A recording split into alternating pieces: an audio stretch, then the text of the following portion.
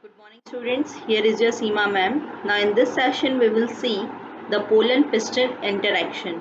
In the last session we have completed about the different biotic agents of the pollination and the outbreeding devices. Now we will see what is pollen-pistil interaction. Now every time it doesn't happen that pollination transfer the right type of pollen on the surface of stigma. It is not necessary that always pollination transfers the right type of pollen on the surface of the stigma. Sometimes the pollen of the other species or the unwanted pollen gets deposited on the surface of stigma. Now what happens? The pistil has the capacity to recognize which is the right type of pollen and which is the wrong type of pollen. Now what is this right type of pollen and wrong type of pollen? Right type of pollen means it is a compatible pollen and wrong type of pollen means it is a incompatible pollen.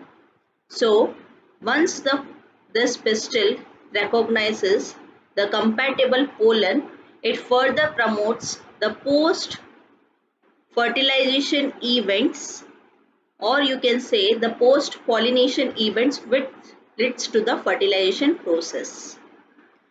Now this continuous interaction occurs between the pistil, or you can say the stigma surface, and the pollen. Now this continuous interaction or the conversation occurs due to the chemical components that are released from the pollen that deposits on the stigma surface, and because of this compatible pollination occurs.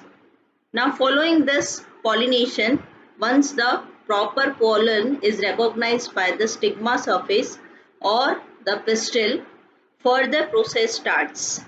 Now what happens here? Once the pollen deposits on the stigma surface, pollen germination occurs, which leads to the development of the pollen tube. Now here the pollen tube carries the two male gamete inside the pollen tube structure.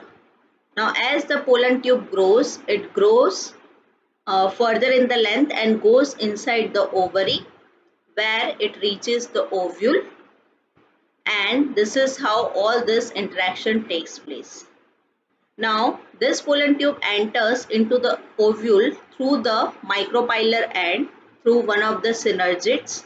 As we have seen the structure of the embryo sac, that the synergids help the guiding of the pollen tube, or you can say it help in the entry of the pollen tube inside the ovule.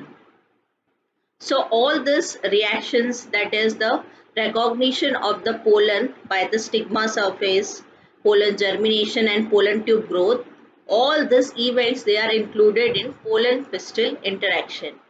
Now students, if you want to observe that how this pollen germination occur, or you can observe in the biolab also by making a temporary slide.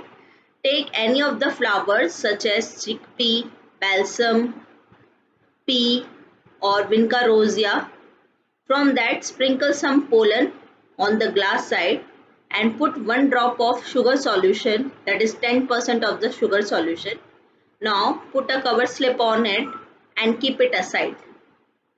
After 20 to 30 minutes, observe this temporary slide under low power objective lens, that is 10x, and you can observe that the pollen tube, it is coming from the pollen grain.